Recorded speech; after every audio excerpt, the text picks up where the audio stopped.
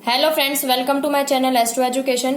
आज हम विकास की अवस्थाएं पढ़ने वाले हैं। पिछली वीडियो में हमने वृद्धि और विकास के बारे में पढ़ा था, टाइप्स ऑफ डेवलपमेंट के बारे में, यानी कि विकास के प्रकारों के बारे में जाना था। आज हम विकास की अवस्थाओं के बारे में बात करेंगे कि विकास की कितनी अवस्थाएं हैं जो आपको पढ़नी है।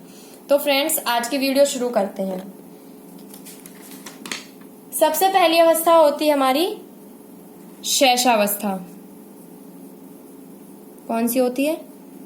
शैशवावस्था, जो कि 0 से 2 साल तक चलती है। 2 साल तक को शैशवावस्था कहा जाता है।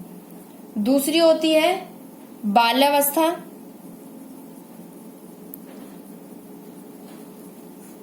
जो कि आपकी 2 से 11 वर्ष तक मानी जाती है। अब बाल्यावस्था को 2 भागों में बांटा गया है। पहला है पूर्व बाल्यावस्था और आपका दूसरा है उत्तर बाल्यावस्था।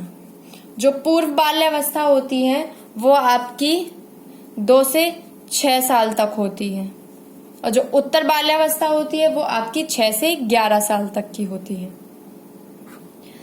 ठीक है, तो बाल्यावस्था जो है वो 2 से 11 साल तक की मानी जाती है, लेकिन जो बाल्यावस्था है उसको 2 भागों में बांटा गया था। पहला है पूर्व बाल्यावस्था, फिर दूसरा है उत्तर बाल्यावस्था। पूर्व बाल्यावस्था जो है उसे 2 से 6 वर्ष तक मानी जाती है। उत्तर बाल्यावस्था जो होती है वो 7 से 11 वर्ष तक मानी जाती है। उसके बाद आती है किशोरावस्था। कौन सी आती है? जो कि बहुत इंपॉर्टेंट है, किशोरावस्था।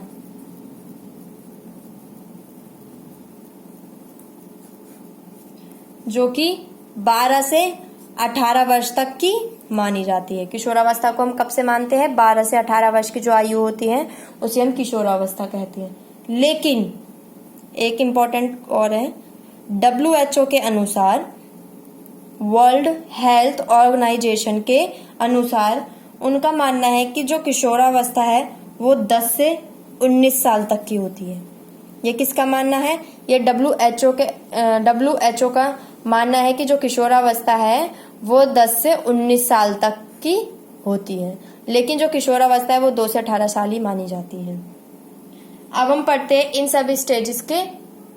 इसके बाद एक और होती है प्रौढ़ावस्था। प्रौढ़ावस्था के बाद आती है वृद्धावस्था। आपको इनके बारे में पता होना चाहिए, लेकिन ये सीटेट में नहीं पूछा जाता है। लेकिन आपको पता होना चाहिए कि हमारी स्टेजेस किशोरावस्था के बाद प्रौढ़ावस्था आती है, प्रौढ़ावस्था के बाद वृद्धावस्था आती है। अब हम इन स्टेजेस को थोड़ा एक्सप्लेन करके पढ़ते हैं कि इन स्टेजेस में बच्चे में क्या क्या होता है। पहला होता है शैशवावस्था। आपको बताया था कि जो शैशवावस्था होता है वो 0 से 2 साल तक 2 साल की आयु तक माना जाता है। ठीक है, तो इसमें क्या होता है कि जो बच्चे का फिजिकल ग्रोथ जो होता है, यानी कि शैशवावस्था के टाइम पे जो फिजिकल डेवलपमेंट होता है वो बहुत ही तेजी से होता है। फिजिकल डेवलपमेंट होता है वो भी तेजी से। शैशवावस्था में फिजिकल डेवलपमेंट जो होता है वो बहुत ही तेजी से होता है, क्योंकि जब बच्चे की जो हाइट होती है वो बहुत ही जल्दी ग्रो होनी शुरू हो जाती है। First point. सेकंड पॉइंट है कि जो बच्चे घुटने के बल चलने लगता है। 2 साल में क्या होता है कि बच्चा जो होता है वो घुटने के बल चलने लगता है, चलने की कोशिश करता है, बैठने की कोशिश करता है, घुटने के बल चलने की कोशिश करता है। इसमें बच्चे का भाषा का विकास जो होता है वो भाषा का विकास शुरू हो जाता है। 2 साल का बच्चा जो होता है वो कुछ ना कुछ ऐसे 2-3 वर्ड्स बोलने लगता है, पापा, मामा, नाना। तो ऐसे वर्ड्स बच्चा जो होता है वो बोलना शुरू हो जाता है। तो इसमें बच्चे का जो भाषा का विकास होता है वो शुरू हो जाता है। इसे हम टॉय एज भी कहते हैं। किस नाम से जानते हैं इसे? हम टॉय एज भी कहते हैं, क्योंकि जो बच्चा होता है शैशवावस्था में, बच्चा खिलौने से ज्यादा खेलना पसंद करता है। 5वां जो है, बच्चा सामाजिक होना शुरू हो जाता है। क्या होता है? बच्चा सामाजिक होना शुरू हो जाता है। जो समाज का जो सबसे पहला हमारा जो भाग होता है वो हमारा परिवार ही होता है। हमारा जो छोटा समाज होता है वो हमारा परिवार ही होता है। लेकिन जो बच्चा परिवार में तो होता ही है, लेकिन वो सामाजिक होना भी शुरू हो जाता है। वो अपने पड़ोसियों को पहचानने लगता है, उनकी बातों को समझने लगता है। तो ये सब क्या होता है कि बच्चा सामाजिक होना शुरू हो जाता है। ठीक, आगे चलते हैं। बाल्यावस्था। बाल्यावस्था को हमने 2 भागों में बांटा था। तो पहले पढ़ते हैं हम पूर्व बाल्यावस्था के बारे में।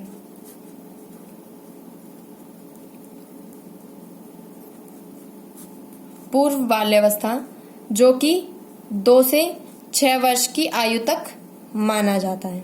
तो इसमें क्या होता है, पूर्व बाल्यावस्था में बच्चा जो होता है उसे चैटर बॉक्स कहते हैं। ये क्वेश्चन पूछा जा सकता है कि ऐसी कौन सी आयु है जिसे चैटर बॉक्स कहा जाता है। तो पूर्व बाल्यावस्था को चैटर बॉक्स कहा जाता है, फर्स्ट पॉइंट। सेकंड पॉइंट जो है, इसमें बच्चे का जो भाषा का विकास होता है बहुत ही तेजी से होता है। शैशवावस्था में हमारा फिजिकल डेवलपमेंट जो होता है वो बहुत तेजी से होता है। लेकिन पूर्व बाल्यावस्था में हमारा भाषा का जो विकास होता है वो बहुत ही तेजी से, बहुत ही ज्यादा स्पीड से होता है। भाषा का विकास तेजी से होता है। बच्चा शब्दों को जोड़ना, समझना, बच्चा 2 वर्ष की आयु तक क्या होता है कि बच्चा छोटे छोटे वर्ड्स बोलता है, मामा, पापा। लेकिन 2 से 6 वर्ष की आयु में जो बच्चा होता है वो बिल्कुल अच्छे से भाषा बोलना सीख जाता है। आगे इसे प्री गैंग एज या फिर प्ले एज भी कहते हैं। इसे प्ले एज यानी कि इस आयु में क्या होता है कि बच्चा खेलना ज्यादा पसंद करता है, खेलता है, बाहर घूमता है, दोस्तों के साथ खेलता है। तो इसे क्या कहते हैं, इसे प्ले एज के नाम से जानते हैं। इसे प्री गैंग एज भी कहते हैं कि जो बच्चा होता है वो गैंग बनाने लगता है, छोटे छोटे, मतलब जो बच्चा होता है, मतलब कहते हैं ना जैसे घूमता है बच्चा, खेलता है, तो उसको क्या करता है कि बच्चा अपने फ्रेंडों के साथ खेलता है। तो बच्चा जो होता है वो प्री गैंग एज बनाना शुरू कर देता है। अब बात करते हैं उत्तर बाल्यावस्था की। उत्तर बाल्यावस्था जो कि हमारी 7 से 11 वर्ष तक की आयु मानी जाती है। इसमें क्या होता है, जो बच्चा होता है एलिमेंट्री स्कूल एज होती है। इसमें क्या होता है कि एलिमेंट्री स्कूल एज यानी कि जो बच्चा होता है वो स्कूल जाना शुरू कर देता है। स्कूल जाना शुरू नहीं करता है, एलिमेंट्री लेवल पर आ जाता है, एलिमेंट्री लेवल पर होता है। Elementary school age, first point. Second point ये कि बच्चा जो अपनी वो प्री गैंग एज थी, ये गैंग एज है। यहाँ पे दोस्त बनाना शुरू कर देते हैं, यहाँ पे इनके बेस्ट फ्रेंड्स बनना शुरू हो जाते हैं, जिसे कहते हैं ना जिगरी यार, वो बनने शुरू हो जाते हैं। फिर होता है हमारा झगड़े शुरू हो जाते हैं कि जो बच्चे के झगड़े होने शुरू कर जाते हैं। तूने मेरे से ऐसे क्यों बोला, मैंने तुझसे ऐसा कुछ बोला था। कि बच्चों में क्या होता है कि आपस में लड़ाई होनी शुरू हो जाती है, एक दूसरे की बातों को सुनकर, या फिर कुछ यहाँ तक कि छोटी छोटी बातों पर लड़ाई हो जाती है। तूने मेरा पेन कैसे लिया, तूने मेरी कॉपी को ऐसे क्यों किया। तो छोटी छोटी चीजों पर क्या होता है कि जो बच्चे में झगड़े होने शुरू हो जाते हैं अपने ही एज के बच्चों से। अब है किशोरावस्था, बहुत ही इंपॉर्टेंट है। इसमें सबसे ज्यादा चेंजेस होते हैं बॉयज गर्ल्स में, फिजिकल से भी रिलेटेड और आपकी इमोशनल से भी रिलेटेड। ये 12 से 18 वर्ष की आयु तक माना जाता है। इसमें क्या क्या चेंजेस होते हैं या बच्चा इस उम्र में क्या क्या सीखते हैं या फिर क्या क्या होता है उनके साथ, वो पढ़ेंगे। इसे परिवर्तन काल कहा जाता है। क्या कहा जाता है, परिवर्तन काल, क्योंकि गर्ल्स में और बॉयज में इतने चेंजेस हो जाते हैं, इतने हार्मोन्स उनमें चेंज होते हैं कि ये एक परिवर्तन का काल के रूप में इन्हें नाम दे दिया गया है। किसको, किशोरावस्था को। इसे तूफानी अवस्था कहा जाता है क्योंकि एक साथ ही इतने सारे चेंजेस होना बच्चों में, किशोरों में, एक तो बॉडी से रिलेटेड भी हो जाता है, फिर उनके हार्मोन्स चेंज होने लगते हैं। तो इसे एक तूफान की एज या तूफान अवस्था भी कहा जाता है। जो ये एज होती है ये बाल्यावस्था और प्रौढ़ावस्था यानी कि वयस्क अवस्था के नाम से भी जाना जाता है। प्रौढ़ावस्था जिसे हम वयस्क अवस्था यानी कि बड़ा, मतलब जो मैच्योर हो जाते हैं, इन दोनों के बीच का काल होता है। यानी कि ना तो वो बच्चा होता है ना ही वो बड़ा कहलाता है, वो क्या होता है, वो बीच का हो जाता है, जिसे हम किशोरावस्था कहते हैं। फोर्थ पॉइंट है कि इसमें जो बच्चा होता है उसमें शारीरिक परिवर्तन, मैंने भी बोला था कि इसमें क्या परिवर्तन का काल किस लिए कहा जाता है या तूफानी अवस्था क्यों कहा जाता है, क्योंकि जो बच्चे होते हैं उसमें हार्मोन्स चेंज होने शुरू हो जाते हैं। जो किशोरावस्था के जो एज में जो 12 से 18 वर्ष के आयु जो होती है उसमें शारीरिक परिवर्तन होने शुरू हो जाते हैं कि गर्ल्स में और बॉयज में उनकी बॉडी से रिलेटेड चेंजेस होने शुरू हो जाते हैं। उनके हार्मोन्स जो होते हैं वो बहुत ही तेजी से ग्रो होने लगते हैं या फिर उनके हार्मोन से एकदम ही चेंज हो जाते हैं। तो बच्चा जो होता है इस टाइम पे बहुत ही डिप्रेशन टाइप में हो जाता है, बहुत ही ज्यादा चिड़चिड़ा हो जाता है।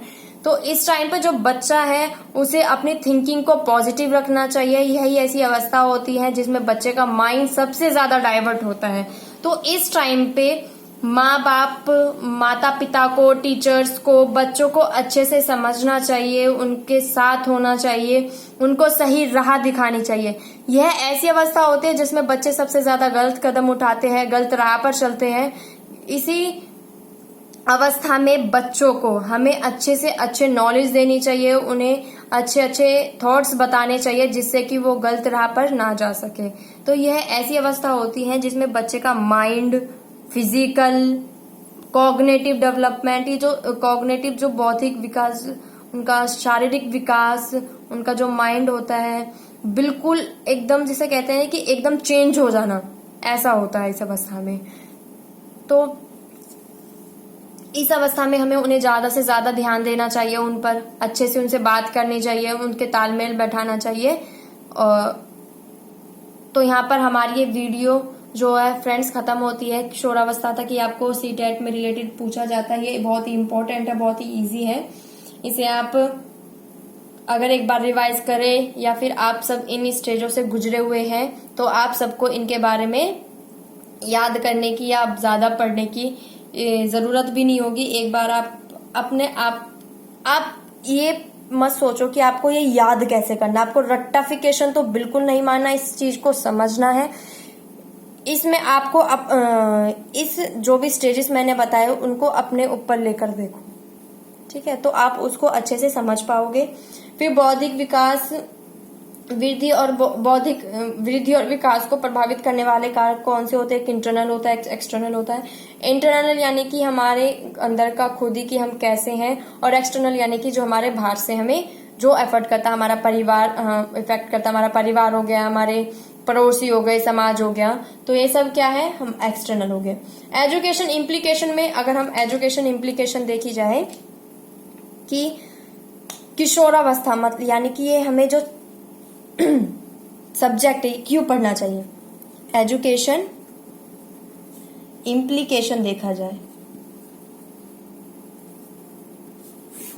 तो इसमें टीचर है और जो पेरेंट्स है उसमें टीचर पेरेंट्स को बच्चों को अच्छे से समझना चाहिए, उनको उनकी बातों को अच्छे से समझना चाहिए।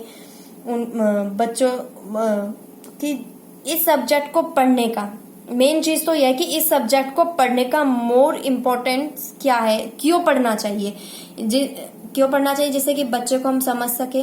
क्योंकि हमें यह पता होना चाहिए कि बच्चा कौन कौन सी स्टेजेस में कैसे कैसे कदम उठा सकता है, हमें उनके बारे में पता होना चाहिए। बच्चों को कौन कौन सी न्यूज हमें कब देनी चाहिए हमें पता होना चाहिए।